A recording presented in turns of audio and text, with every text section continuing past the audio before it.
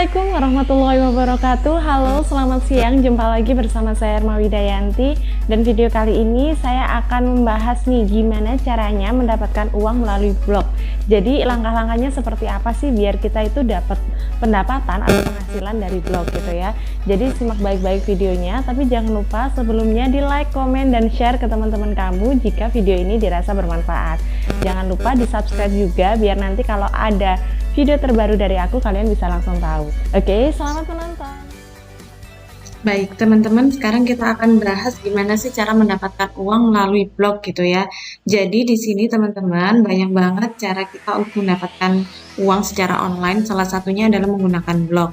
Nah, langkah-langkahnya adalah sebagai berikut. Yang pertama, di sini kalian harus memulai dengan membuat sebuah blog.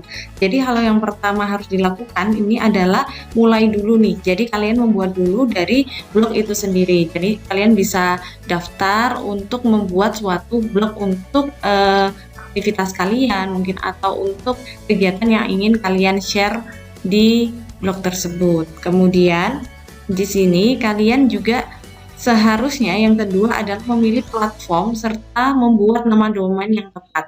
Jadi pemilihan platform ini teman-teman, platform ini misalkan ada WordPress, ada Blogspot dan lain sebagainya. Gimana caranya kita memilih platform yang benar-benar kita inginkan dan mudah untuk kita konfigurasi nantinya gitu ya.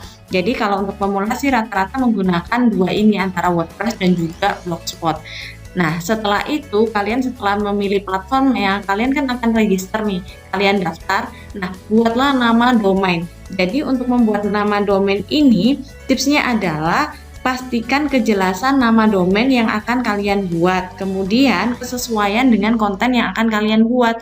Jadi misalnya nih, kalian sudah aku mau buat konten nanti tentang traveling. Berarti kalian buat nama domainnya ini yang jelas, misalnya traveling apa gitu, atau my adventure, atau apapun yang lebih jelas dan sesuai dengan isi kontennya. Jadi jangan sampai teman-teman membuat nama yang sulit karena itu akan membuat istilahnya pembaca akan sulit mengingat nama blog kalian gitu ya. Karena ini juga penting juga nanti ketika pencarian nih di Google atau di search engine yang lain gitu, bahwa nama domain ini sangat penting gitu ya teman-teman. Kemudian selanjutnya adalah kreasikan blog semenarik mungkin dan hasilkan konten yang bermanfaat.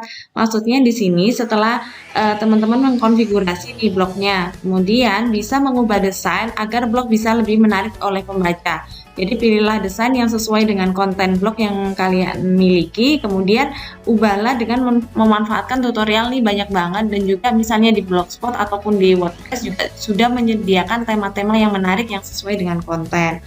Jadi perlu diperhatikan, jangan ragu untuk menggunakan tema berbayar sih sebenarnya, karena lebih ramah dan lebih ramah terhadap pencarian di Google, serta lebih ramah untuk mobile browser hingga desktop gitu. Jadi kalau teman-teman udah fokus nih, udah oke, saya mau jadi blogger, bolehlah cari tema yang berbayar. Tapi kalau mau yang free dulu boleh, tapi harus disesuaikan itu tadi.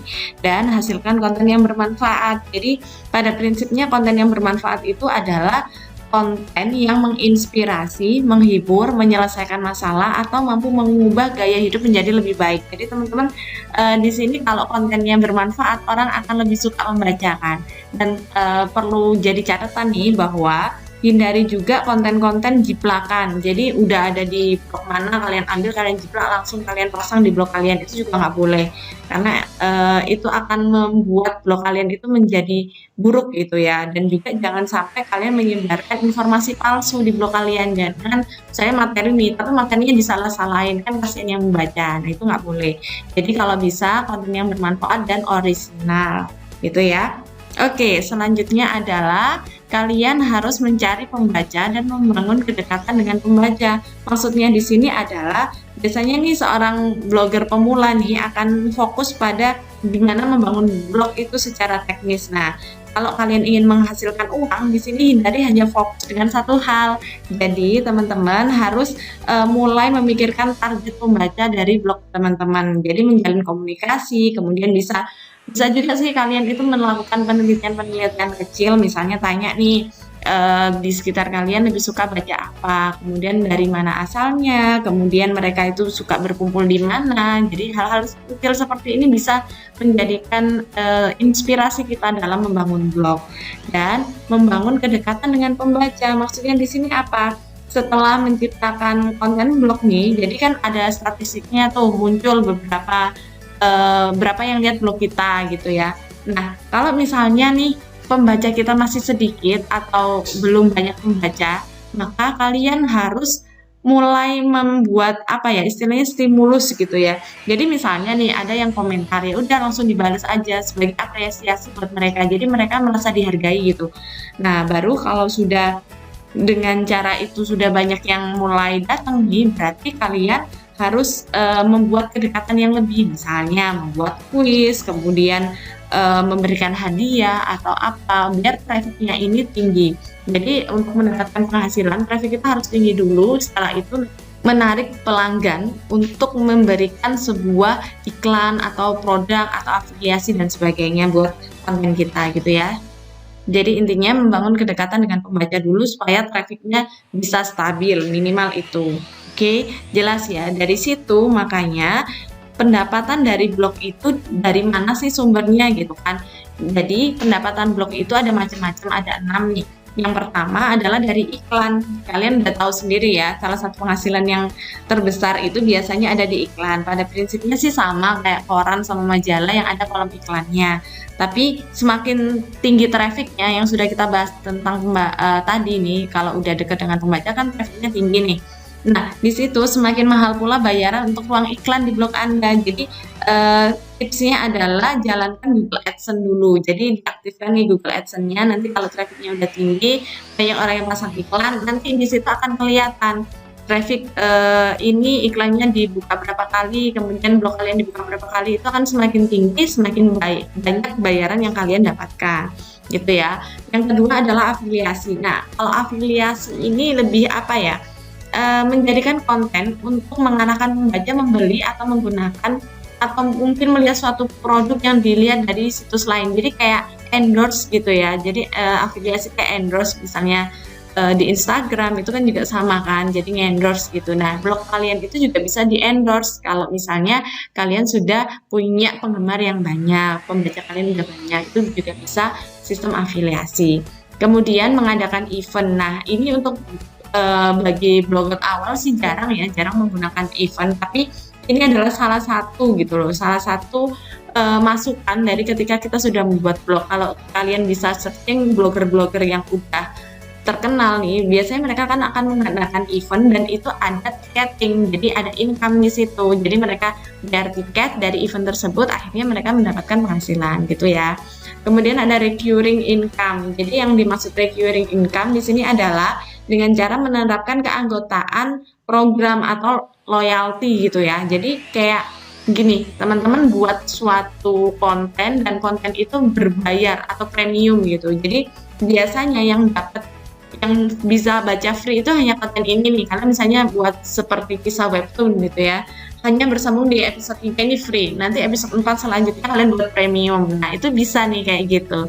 Jadi itu bisa diterapkan di blog kalian gitu. Dan yang kelima, jasa atau layanan. Nah, kalau selain iklan nih, biasanya blog kalian itu juga bisa digunakan untuk menawarkan jasa atau layanan, misalnya nih konsultasi, kemudian pelatihan, penulisan, desain, dan juga layanan lain yang sifatnya freelance gitu. Jadi lebih menggunakan pihak ketiga bisa juga sih gitu.